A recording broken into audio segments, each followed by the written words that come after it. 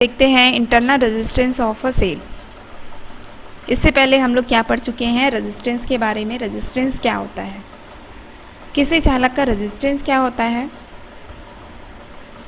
कोई चालक विद्युत धारा के मार्ग पर जो रुकावट डालता है उसे क्या कहते हैं, उस चालक का रेजिस्टेंस कहते हैं।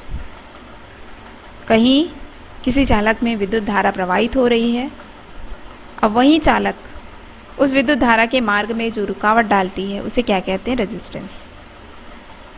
हमारा आज का टॉपिक है internal resistance of a cell. किसी सेल का इंटरनल रेजिस्टेंस क्या होता है, सेल का आंतरिक प्रतिरोध क्या होता है। इसके लिए सबसे पहले हम लोग सेल की संरचना कैसी होती है उसको हम लोग देखते हैं। पहले आपका ये सेल की संरचना है इस फिगर में। इसमें ये होता है वो होता है इलेक्ट्रोलाइट कंडक्टिंग सॉल्यूशन, विद्युत अपघट्य पदार्थ होता है, जिसमें विद्युत अपघट्य पदार्थ जिसमें इलेक्ट्रॉन का प्रवाह हो सके। ऐसा यहाँ पे क्या यूज़ करते हैं, एक केमिकल सॉल्यूशन यूज़ करते हैं। इस केमिकल सॉल्यूशन में दो रॉड है वो डूबे होते हैं, जिसे हम लोग क्या कहते हैं, इलेक्ट्रोड। क्या कहते हैं, इलेक्ट्रोड। यहाँ पे आपका सबसे पहले जो सेल है उसका काम क्या रहता है, रासायनिक ऊर्जा को विद्युत ऊर्जा में कन्वर्ट करना। रासायनिक ऊर्जा को किस में कन्वर्ट करता है, विद्युत ऊर्जा में, सेल का कार्य है। तो यहाँ पे हम लोग जब सॉल्यूशन यहाँ पे कोई डालते हैं, केमिकल सॉल्यूशन, तो उसमें केमिकल रिएक्शन होता है जिसके कारण वो दो भागों में टूटते हैं, प्लस आयन और माइनस आयन। जितने भी प्लस आयन हैं वो एक इलेक्ट्रोड में इकट्ठे होने लगते हैं, और जितने भी माइनस आयन हैं वो दूसरे इलेक्ट्रोड पर इकट्ठे होने लगते हैं। इस प्रकार एक इलेक्ट्रोड है वो क्या होता है, उसमें कौन सा चार्ज हो जाता है, माइनस चार्ज, और दूसरे इलेक्ट्रोड में कौन सा चार्ज आ जाता है, प्लस चार्ज। अब जैसे ही हम लोग यहाँ पे कोई परिपथ लेके आते हैं, परिपथ से जोड़ते हैं, तो वहाँ क्या होने लगता है, करंट का फ्लो होने लगता है। इस तरीके से क्या होता है, सेल में केमिकल रिएक्शन हुआ और क्या मिला हमको, विद्युत धारा। विद्युत धारा का प्रवाह क्यों होता है, इलेक्ट्रॉन का प्रवाह होता है, आवेश का प्रवाह होता है। और आवेश का प्रवाह कैसे होता है, माइनस से, बाह्य परिपथ में बाहर माइनस से कैसे होता है, प्लस।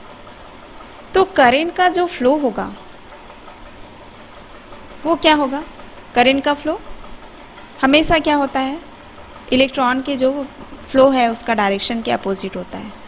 तो इलेक्ट्रॉन का जो डायरेक्शन होगा, इलेक्ट्रॉन यहाँ से माइनस चार्ज से, ये माइनस इलेक्ट्रोड से निकलेंगे और कहाँ जाएंगे, प्लस से।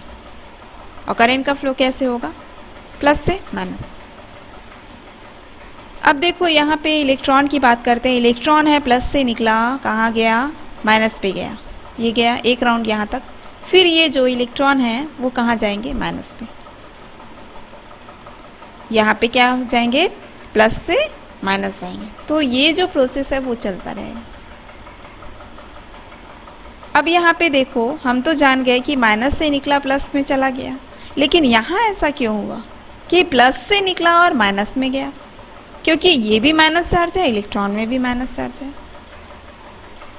तो यहीं पे सेल का कार्य होता है। सेल मेन यही कार्य करता है, वो एक ऐसा एनर्जी बनाता है कि जो इलेक्ट्रॉन है उसका मूवमेंट कहाँ हो, प्लस से माइनस हो। यहीं पे सेल का मुख्य कार्य है। एक ऐसी एनर्जी प्रोड्यूस करता है ये जो सेल है। वो क्या होता है, यहाँ से इलेक्ट्रॉन जो निकलते हैं, यहाँ तो जो प्रवेश किए यहाँ से इलेक्ट्रॉन निकलेंगे और कहाँ जाते हैं, इसमें। इस प्रकार ये प्रोसेस चलता है। इलेक्ट्रॉन का मूवमेंट यहाँ से यहाँ तक ऐसे होता है, जिससे कारण करंट का फ्लो होता है। तो ये हुआ सेल का संरचना। अब आते हैं इंटरनल रेजिस्टेंस क्या है, तो देख, इसके बाद आते हैं internal resistance of a cell. Internal resistance क्या है, हमारा यहाँ पे आवेश है, प्लस से कैसे माइनस में गया, इलेक्ट्रॉन है प्लस से निकलकर माइनस में गया, तो आपका जो सेल है उसके अंदर भी करंट का फ्लो होगा, है ना, क्योंकि आवेश है, इलेक्ट्रॉन है वो प्लस से माइनस इलेक्ट्रोड में गया। तो यहाँ सेल के अंदर विद्युत धारा के मार्ग में जो रुकावट आता है उसे क्या कहते हैं? Internal resistance, internal resistance of a cell. ठीक है, अब देखो यहाँ पे जो रुकावट आया वो कौन लेके आया है? विद्युत अपघट्य पदार्थ। तो विद्युत अपघट्य, सेल के अंदर विद्युत अपघट्य पदार्थ विद्युत धारा के मार्ग पर जो रुकावट डालता है उसे क्या कहते हैं? सेल का आंतरिक प्रतिरोध। बना लेते हैं। जब किसी सेल में से होकर विद्युत धारा प्रवाहित होती है, सेल में से, ये सेल से जा रहा है, ये तो बाह्य परिपथ है आपका, यहाँ सेल के अंदर हो रहा है। तो सेल में से जब धारा प्रवाहित होती है तो सेल में प्रयुक्त विद्युत अपघट्य उसके मार्ग में जो रुकावट डालता है उसे उस सेल का आंतरिक प्रतिरोध कहते हैं। ये वो आपका आंतरिक प्रतिरोध क्या होता है किसी सेल का। उसके बाद आते हैं किसी सेल का आंतरिक प्रतिरोध को प्रभावित करने वाले कारक। किसी सेल के आंतरिक प्रतिरोध को प्रभावित करने वाले कारक, सबसे पहले आते हैं विद्युत अपघट्य की सांद्रता। सांद्रता पे कैसे निर्भर करती है? अगर यहाँ पे जो विद्युत अपघट्य पदार्थ लिए हैं उसमें उसकी सांद्रता अगर अधिक है, सांद्रता अधिक है तो जो मॉलिक्यूल्स होंगे, एटम्स होंगे, उनकी संख्या अधिक होगी, और उनकी संख्या अधिक होगी तो रुकावटें अधिक होंगी। इस तरीके से हम बोल सकते हैं कि सांद्रता बढ़ाने से सेल का आंतरिक प्रतिरोध क्या होगा? बढ़ जाएगा। दूसरा आते हैं इलेक्ट्रोडों के बीच की दूरी। हम दोनों इलेक्ट्रोडों के बीच की दूरी अगर बढ़ा दें तो उतनी ज़्यादा मात्रा में क्या आ जाएंगी? रुकावटें, क्योंकि मात्रा बढ़ जाएगी, विद्युत अपघट्य की मात्रा बढ़ जाएगी। यहाँ हम लोग चेंज कर दिए, इसको यहाँ बढ़ा दिए, इसको यहाँ, तो उतना रास्ता क्या हो जाएगा? लंबा हो जाएगा। लंबा होगा तो विद्युत अपघट्य पदार्थ अधिक हो जाएंगे, मात्रा अधिक हो जाएंगी, तो रुकावटें अधिक होंगी। मीन्स आपका क्या हुआ? दोनों इलेक्ट्रोडों के बीच की दूरी अगर बढ़ा दिया जाए तो आंतरिक प्रतिरोध का मान क्या हो जाएगा? बढ़ जाएगा। तीसरा आते हैं विद्युत अपघट्य में डूबे इलेक्ट्रोडों का प्रभावी क्षेत्रफल। ये विद्युत अपघट्य पदार्थ है, उसमें डूबे इलेक्ट्रोडों का जो प्रभावी क्षेत्रफल है उस पे आते हैं। तो हम लोग अगर इसको अधिक डुबा दिए इसमें तो क्या होगा? अगर हम लोग यहाँ पे अधिक बढ़ा दिए, उसका क्षेत्रफल अगर बढ़ जाएगा तो इलेक्ट्रॉनों की संख्या बढ़ जाएगी। ये देख, यहाँ से इलेक्ट्रॉनों की संख्या क्या हो जाएगी? अधिक हो जाएगी। और इलेक्ट्रॉनों की संख्या अधिक होगी तो क्या हो जाएगा? आंतरिक प्रतिरोध का मान क्या हो जाएगा? कम हो जाएगा, क्योंकि विद्युत धारा अधिक फ्लो होगा। तो तीसरा आपका विद्युत अपघट्य में डूबे इलेक्ट्रोडों का जो प्रभावी क्षेत्रफल है उसको बढ़ाने से सेल का आंतरिक प्रतिरोध क्या है वो क्या हो जाएगा? बढ़ जाएगा, कम हो जाएगा। सेल का आंतरिक प्रतिरोध है वो क्या हो जाएगा? कम हो जाएगा।